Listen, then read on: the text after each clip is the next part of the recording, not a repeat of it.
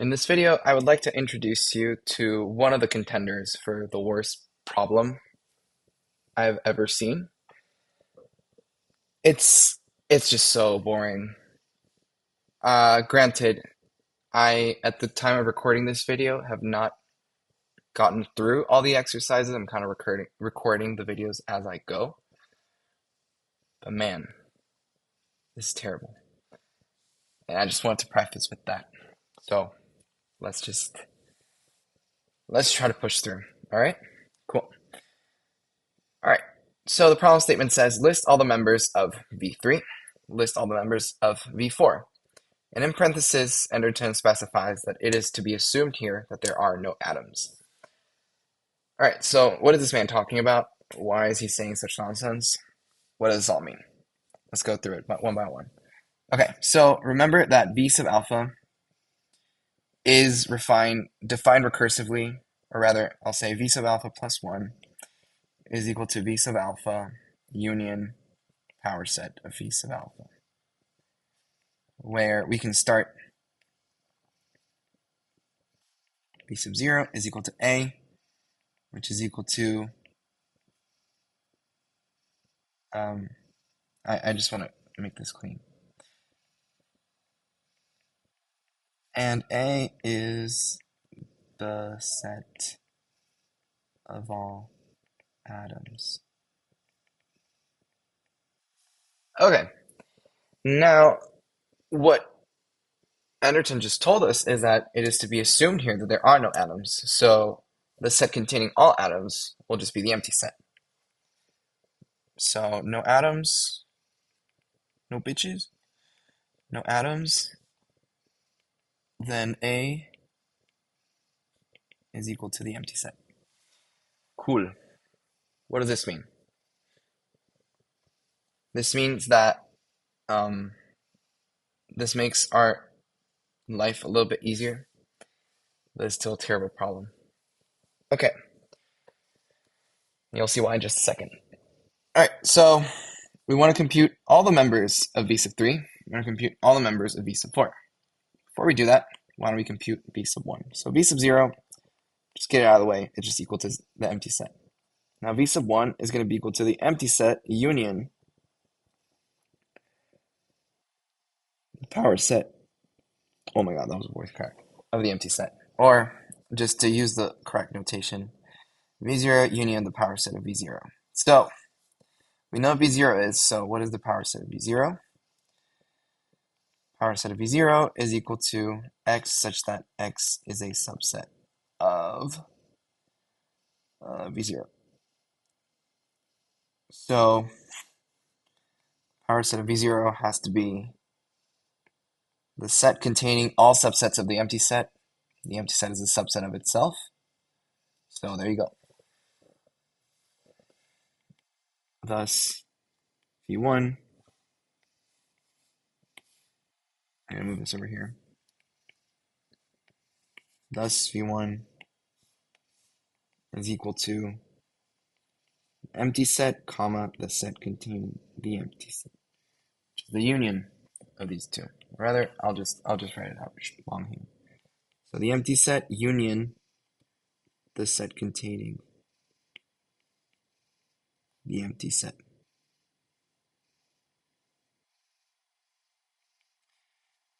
Which is just equal to the empty set. Okay, cool. Now, what is V2? V2 is equal to V1 union the power set of V1. And now, we know what V1 is, so power set of V1 is equal to all the subsets of this set right here. So it's going to be the set containing the empty set and this set itself. This. Oh my god. Yeah. Why is it so hard to draw this? Okay. And my braces are going crazy. Okay. Cool. So this is so far we have and thus V2 is equal to this set union this set, comma, this set, which is just equal to this, comma, this. It doesn't look so bad right now, but let's just take a moment because V3 is coming.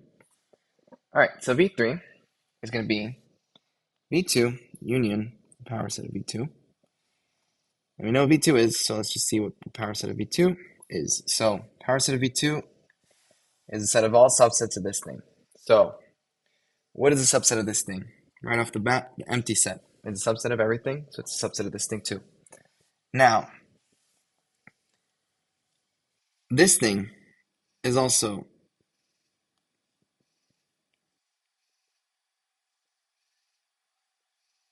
a subset of V2 because every element inside this set is also in V2. See, this is where I start getting confused. Okay, so this is also a set. Now,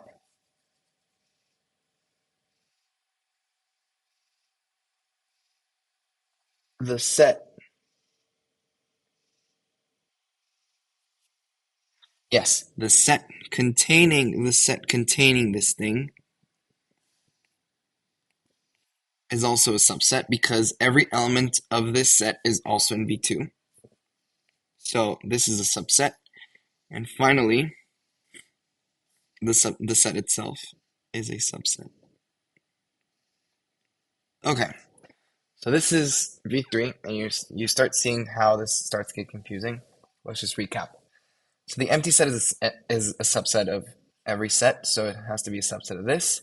Similarly, it's pretty easy to show that any set is a subset of itself, so that's good. Now this is a subset of V2 because every element inside it is also in V2. So, namely, the empty set is also in V2. And this one is also a subset of V2 because every element within this set, namely the set containing the empty set, is also in V2. Cool. Okay, so this is all the members of V3, and that was not that bad. But here comes V4. And this is where I start going crazy. All right, so we know what V3 is. V3 is fine, but what is a power set of V3? It's the set of all subsets of this monstrosity. And yes, that means there's a lot of curly braces. Okay, let's just get this over with. So the power set of V3 is equal to... Oh, sorry. I skipped a step.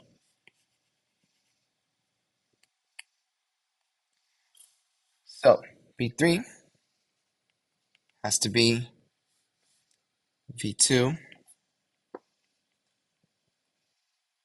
union the power set of V2.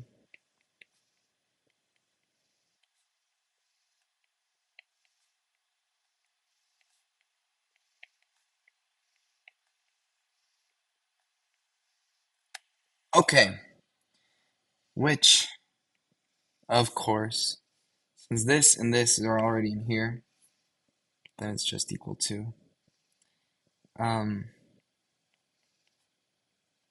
this thing.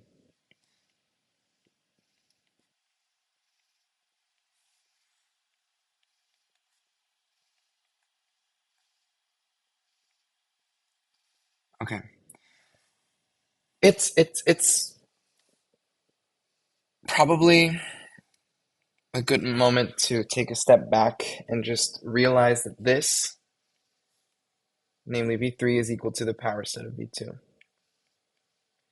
And here, V2 is just equal to the power set of V1. And and V1 is just equal to the power set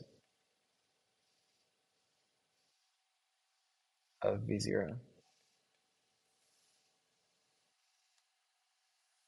All right, so following this pattern, and you can show this yourself, V4 is just equal to the power set of V3. Meaning that we don't have to write everything longhand all that much. Okay, now here comes the fun part. What is the power set of V3? Well, let's go through it. Power set of V3 is equal to, and I'm going to break this up into stages. So it's going to be equal to the empty set, and I'm going to color this blue, comma, and I'm going to start this in a different row. The set containing the empty set, comma, which is us taking this element right here. Sorry. This element right here. I'm going to start using pink. Wait, for the highlighter, pink. Here. Now, the set containing the empty set, which is this. The set containing the empty set. Again, this corresponds to this. And the set containing the empty set and the set containing the empty set. Okay, last one. What else is a subset of this? If we pick any two of them, then it also has to be a subset. Oh, whoops. Boom, boom, boom. Okay. Let's label this with green, right? Pick these two, has to be a subset. So, I'm going to start all the way here. You'll see why in just a second. So the set containing these two elements has to be a subset.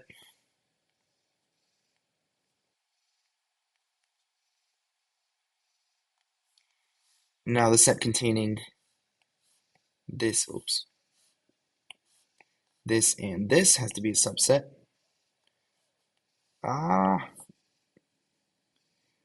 This, comma, 1, 2, boom, boom. Close it off. That's this, these two so far. Okay. And now the set containing, oh my god. This and this has to be a subset.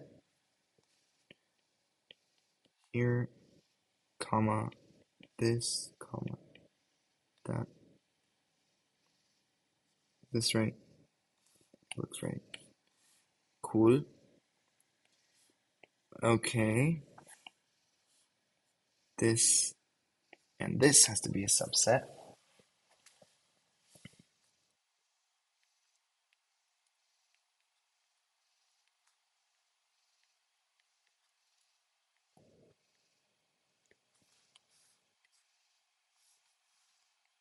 All right. This and this has to be a subset. So this, comma.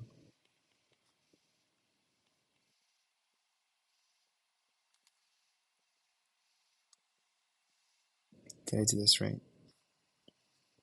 Missing one. Okay. Here we go. Finally, this and this has to be a subset. Comma. Okay. 1, 2.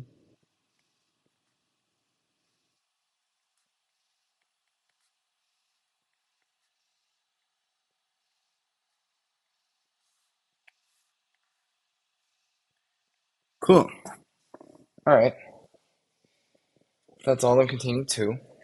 Let's move on to the ones containing 3. And we'll use orange for this task. So we pick these 3. Last one.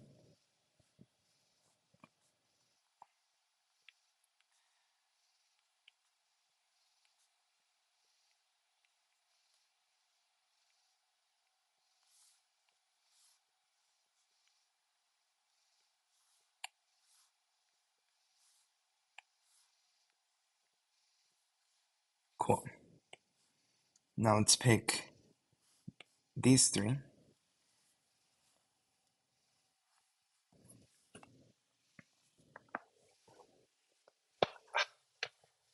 My neck hurts.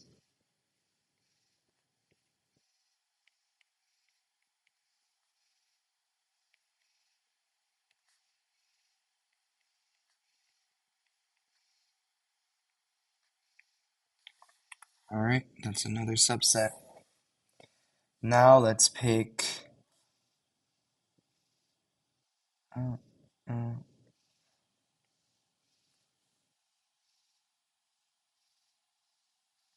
1, 2, 3. 1, 2, 3, and 1, 2, 3. Okay, so let's pick you, you, and you.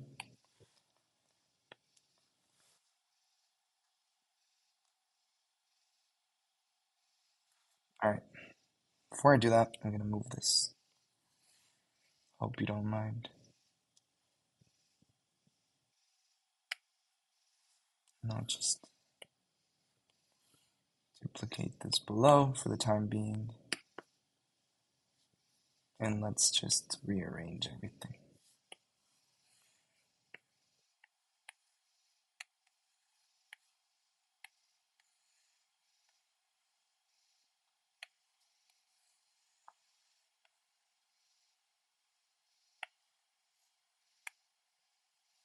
Oh no, where do these commas go? Oh no. Oh, here? Yeah.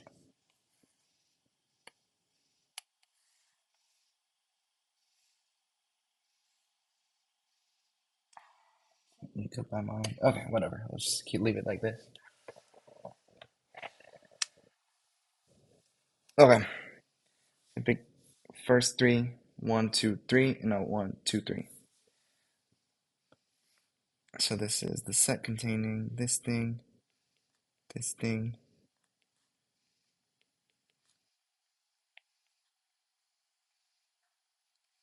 this thing. Cool. And now we also want this here set with those three selected. So that will be this, this,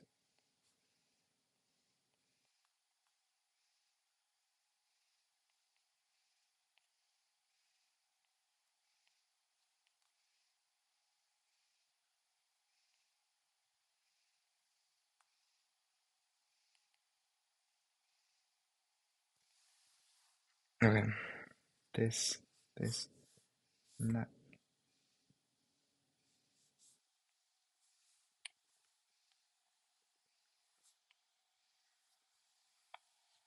And okay, I think that's almost it. Now finally, the last subset we care about is the set itself. Just taking this whole thing. Let's just put it in there. One.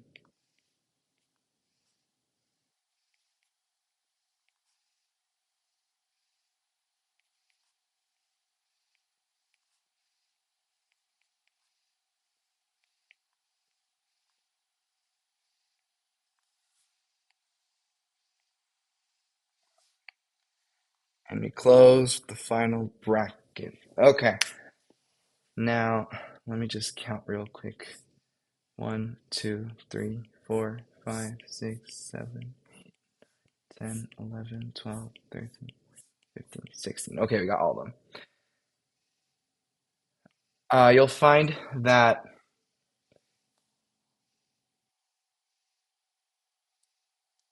the power set of a set is just miscellaneous, has nothing to do with the question. I mean, we're done with the question. If you want to close the video and never think about it again, I'm all for it. But just as a quick aside, for any set S, the power set of S, or rather the cardinality or the size of the set, how many elements there are, is always equal to 2 to the size of s. So you'll see that it seemed pretty normal, right?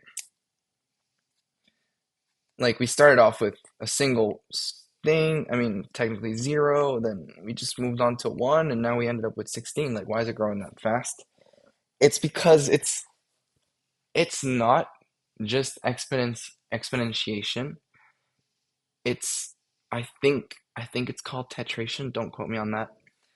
But essentially, the size of v1 is equal to the size of the power set of v0, which is equal to the size of, sorry, 2 to the size of v0, which is equal to 2 to 0, is equal to 1. Then the size of v2 is equal to the size of the power set of v1, which is equal to 2 to the size of v1, which is equal to 2 to the 1, which is equal to 2. So far, so good. But then size of v3 equals the size of the power set of v2 equal to the size of 2 to the power set of v2. Sorry.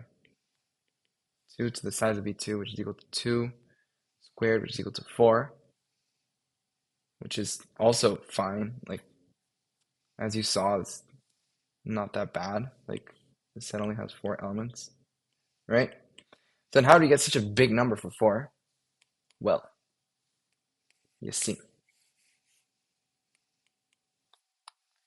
The size of v4 equals the size of the power set of v3, which is equal to 2 the size of v3, which is equal to 2 to the 4, which is equal to 16. Now,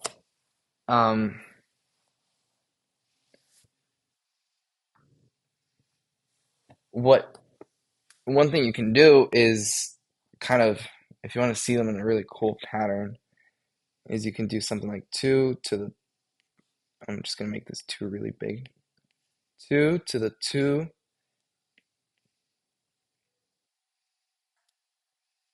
2 to this, right?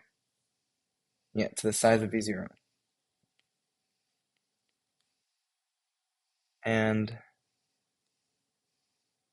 I'm missing 1. 2 to this, 2 to that.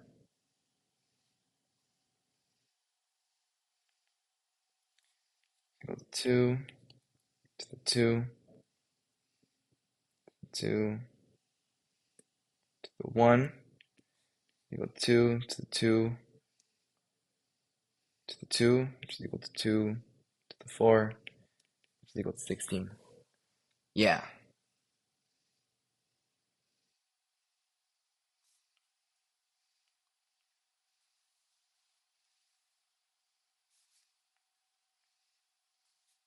I'm just trying to make it prettier a little. Like this. This is how you should think about it. I'm gonna add parentheses just to make things clearer. Okay, so yeah. This is why Enderton is an evil person and why this is the worst exercise in the book. But at least we got through it. We got through it. We don't have to do it again. If I made a mistake, oh well. I am never doing this again. Okay. Thankfully, chapter 2 has better exercises. So far. At least out of the ones I've done. Okay, I've talked enough. Bye bye.